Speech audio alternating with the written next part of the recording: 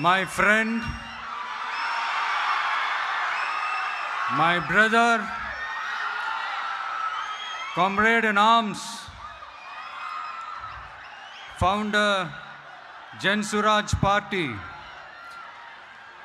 திரு பிரசாந்த் கிஷோர் அவர்கள் இன்னைக்கு நம்மளுடைய இந்த தமிழக வெற்றி கழகத்தினுடைய 2ஆம் ஆண்டு துவக்க விழாவிற்கு சிறப்பு விருந்தினராக கலந்துக்கிட்டு பேசியது மிக்க மிக்க மகிழ்ச்சி. அவருக்கு என்னுடைய மனமார்ந்த நன்றியை தெரிவிச்சுக்கிறேன். We are an emerging primary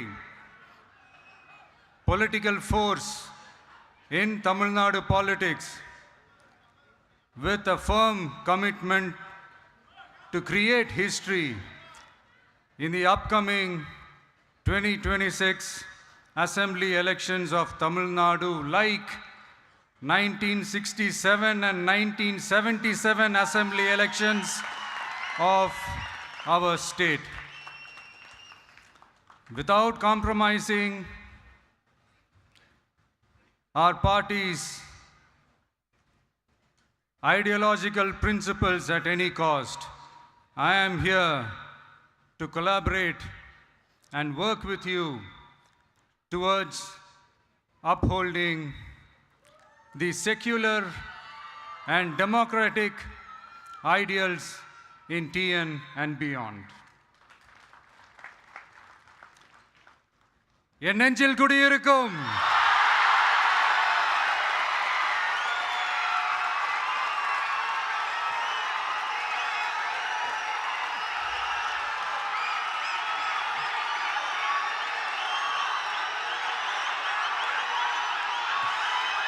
என்னுடைய தோழர்கள், தோழிகள் எல்லாருக்கும் என்னுடைய வணக்கம். வணக்கம் வணக்கம்.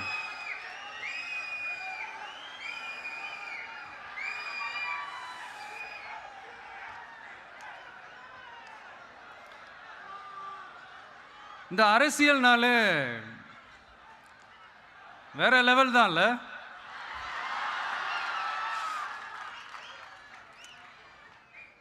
ஏன்னா இந்த அரசியலில் மட்டும்தான் வித்தியாசமான ஒன்று நம்ம பார்க்கலாம்.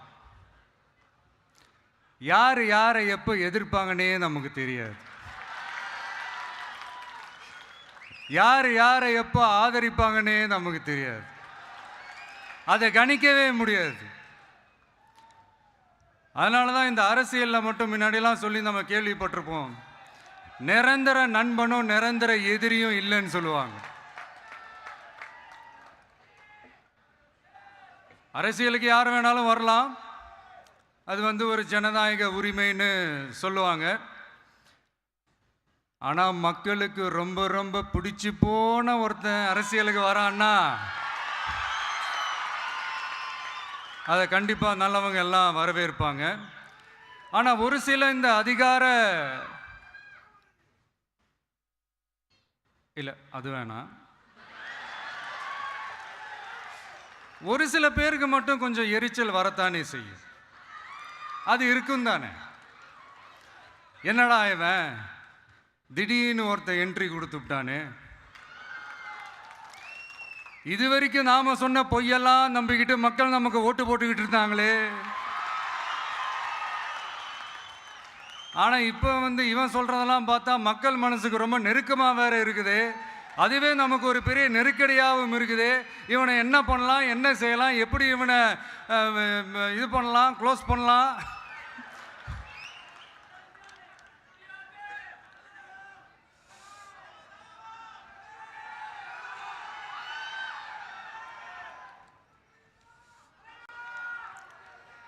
எப்படி இவனை க்ளோஸ் பண்ணலாம், ஒரு கன்ஃபியூஷன் ஒன்று வரும்.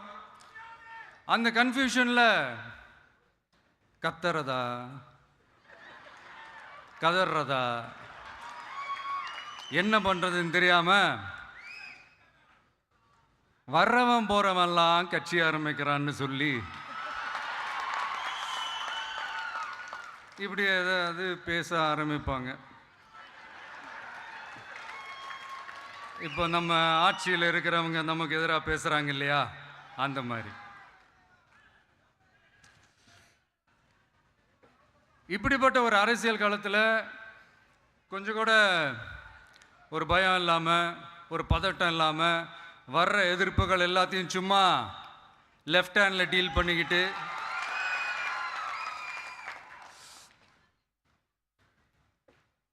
இதோ நம்மளுடைய தமிழக வெற்றி கழகம் முதலாவது ஆண்டை கடந்து இப்போ 2வது ஆண்டில் அடி எடுத்து வைக்கிறோம். இந்த ஒரு காலகட்டம் தான் மிக முக்கியமான ஒரு காலகட்டம். ஏன்னா ஒரு அரசியல் கட்சிக்கு ஒரு பெரிய பலமே அந்த கட்சியினுடைய கட்டமைப்பு தான். அதுதான் அந்த கட்சியினுடைய ஒரு வேறு மாதிரி, ஒரு அடிப்படை பலமே அதுதான். ஒரு ஆலமரம் மாதிரி ஒரு கட்சி ஒன்று வளரணும்னா அதுக்கான அந்த வேர்களும் விழுதுகளும் ஸ்ட்ராங்காக இருக்கணும் இல்லையா? அப்படி தான் நம்மளுடைய இந்த அமைப்பை பலப்படுத்துகிற ஒரு வேலையை தான் இப்போ நம்ம செஞ்சுக்கிட்டு இருக்கிறோம். தமிழ்நாடு முழுக்க மாவட்ட நிர்வாகிகள் எல்லாரையும் தேர்ந்தெடுத்து அறிவிச்சிட்ருக்கிறோம். இந்த நேரத்தில் நம்ம மேலே ஒரு கம்ப்ளைண்ட், அது என்னென்னா, அதுதான் எனக்கும் புரியல. நம்மளுடைய மாவட்ட நிர்வாகிகள் எல்லாருமே வெறும் இளைஞர்களாகவே இருக்கிறாங்களாம். ஏன் இருந்தா என்ன?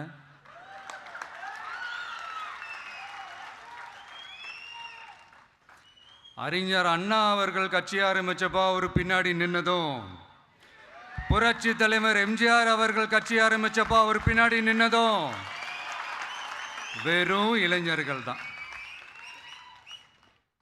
அந்த இளைஞர்களால தான் 1967லையும் 1977லையும் அந்த 2 தேர்தலையுமே ஒரு மிகப்பெரிய ஒரு வெற்றி கிடைச்சது. வரலாறு, அதுதான் வரலாறு. இப்போ அதே மாதிரி நம்ம மேலே இன்னொரு கம்ப்ளைண்ட், அது என்னன்னா, நம்மளுடைய கட்சி நிர்வாகிகள் எல்லாருமே சாதாரண குடும்பத்திலிருந்து வந்தவங்களாம்.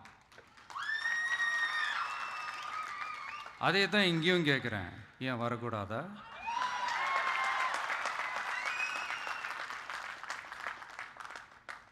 சாதாரண குடும்பத்திலேருந்து வந்தவங்க தான் பெருசு பெருசாக சாதிச்சிருக்கிறாங்க. இன்னும் சொல்ல போனா நம்மளுடைய கட்சி எளிய மக்களுக்கான கட்சி தானே.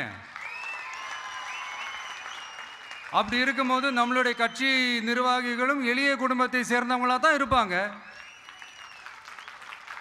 நம்மளுடைய கட்சி ஒன்றும் பண்ணையாறுகளுக்கான கட்சி கிடையாதுல்ல.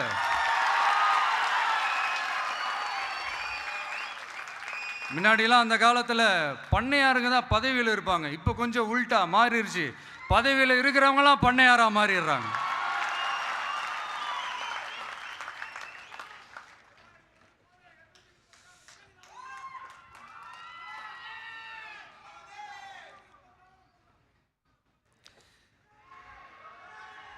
மக்களுடைய நலனை பற்றியோ, நாட்டோட நலனை பற்றியோ, வளர்ச்சிகளை பற்றியோ எதை பற்றியும் கவலைப்படாமல் பணம் பணம் பணம், எந்தெந்த வழிகளில் எந்தெந்த ரூட்லலாம்,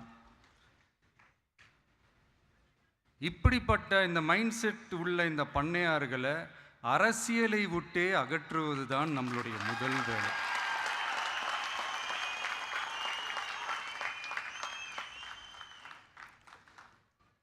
அதை ஜனநாயக முறைப்படி நம்ம செய்கிறதுக்கு தான் 2026 தேர்தலை நம்ம சந்திக்க போகிறோம். அந்த தேர்தலை சந்திக்க ரொம்ப ரொம்ப முக்கியமான விஷயம் பூத் லெவல் ஏஜென்ட்ஸ், BLA அப்படின்னு சொல்லுவாங்க. அது ரொம்ப ரொம்ப முக்கியம். ஏன்னா நீங்கள் பார்த்தீங்கன்னா தமிழ்நாட்டில் அந்த பெரிய பெரிய கட்சிகளுக்கு தான் அந்த BLAலாம் ரொம்ப ஸ்ட்ராங்காக இருக்கும்னு சொல்லுவாங்க.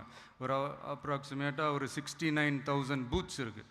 அது எல்லாத்துக்குமே பூத் ஏஜென்ட்ஸாக நம்மளுடைய கட்சி தோழர்களை தான் நியமிக்க போகிறோம். கூடிய சீக்கிரமே பூத் கமிட்டி மாநாடுன்னு ஒன்று நடத்த போகிறோம். அன்னைக்கு தெரியும் தமிழக வெற்றி கழகம் எந்த ஒரு பெரிய கட்சிக்கும் கொஞ்சம் கூட சளைச்சதில்லைன்னு. அன்னைக்கு தெரியும் தமிழக வெற்றி கழகம் தமிழ்நாட்டில் முதல் சக்தியா, முதன்மை சக்தியா, பவர்ஃபுல்லாக இருக்குதுன்னு அன்னைக்கு ப்ரூவ் ஆகும். இப்போ புதுசாக ஒரு பிரச்சனை ஒன்று கிளப்பி விட்டுட்டு இருக்கிறாங்க, மும்மொழி கொள்கை.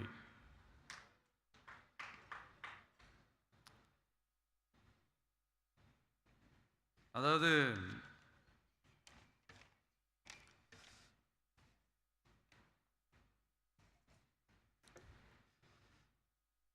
இதை இங்கே செயல்படுத்தலைன்னா இந்த கல்விக்கான நிதியை நம்மளுடைய மாநில அரசுக்கு கொடுக்க மாட்டாங்களாம். இந்த எல்கேஜி யூகேஜி பசங்க சண்டை போட்டுப்பாங்க தெரியுமா,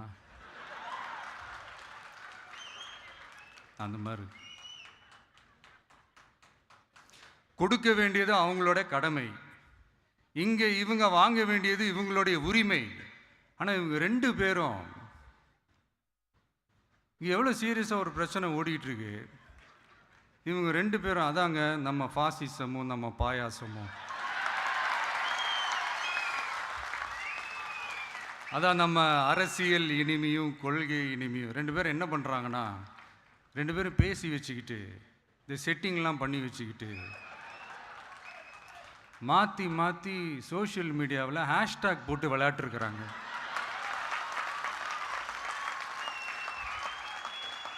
இங்கே என்ன நடந்துக்கிட்டு இருக்கு, அதாவது இவங்க 2 பேரும் அடிச்சுக்கிற மாதிரி அடிச்சுப்பாங்களாம். அதை நாங்கள் நம்பணுமா, மக்கள் நம்பணுமா? What bro, it's very wrong bro.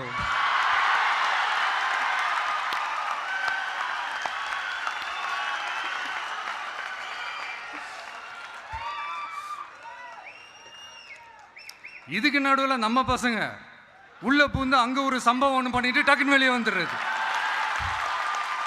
TV K for TN அப்படின்னு சொல்லி. யார் சார் நீங்களா, எங்கே சார் இருக்கிறீங்க? ஸ்லீப்பர் செல்ஸ் மாதிரி.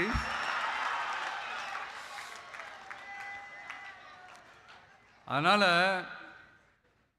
இதெல்லாம் மக்களுக்கு நாம் சொல்லி புரிய வைக்க வேண்டிய அவசியமே கிடையாது. அவங்களுக்கே தெரியும் இதெல்லாம் எவ்வளோ பெரிய ஒரு ஏமாத்து வேலைன்னு. நம்ம ஊர் சுயமரியாதை ஊர். நாம் எல்லாரையும் மதிப்போம், ஆனால் சுயமரியாதையை மட்டும் யாருக்காகவும் எதுக்காகவும் விட்டு கொடுக்க மாட்டோம். நாம் எல்லா மொழிகளையும் மதிப்போம், அதில் மாற்றுக்கிறதே கிடையாது. தனிப்பட்ட முறையில் யார் வேணாலும் எந்த ஸ்கூலில் வேணாலும் படிக்கலாங்க. உனக்கு எந்த மொழி வேணுமோ, எப்போ கற்றுக்கணுமோ, உனக்கு எப்போ தோணுதோ கற்றுக்கலாம். அதெல்லாம் அவங்கவுங்களுடைய தனிப்பட்ட ஒரு உரிமை. ஆனால் கூட்டாட்சி தத்துவத்தை மீறி மாநில தன்னாட்சி உரிமைக்கு எதிராக ஒரு மாநில அரசின் மொழி கொள்கையை, கல்வி கொள்கையை கேள்விக்குறியாக்கி வேறு ஒரு மொழியை வலுக்கட்டாயமாக திணிச்சா, அதுவும் அரசியல் ரீதியாக திணிச்சா எப்படி ப்ரோ?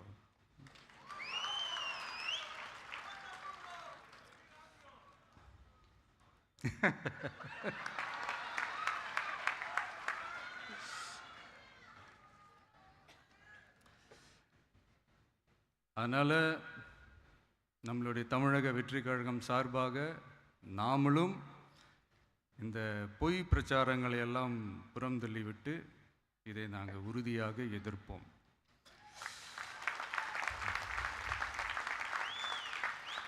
கான்ஃபிடென்ட்டாக இருங்க, நல்லதே நடக்கும், வெற்றி நிச்சயம். மீண்டும் சந்திக்கும் வரை நன்றி, வணக்கம்.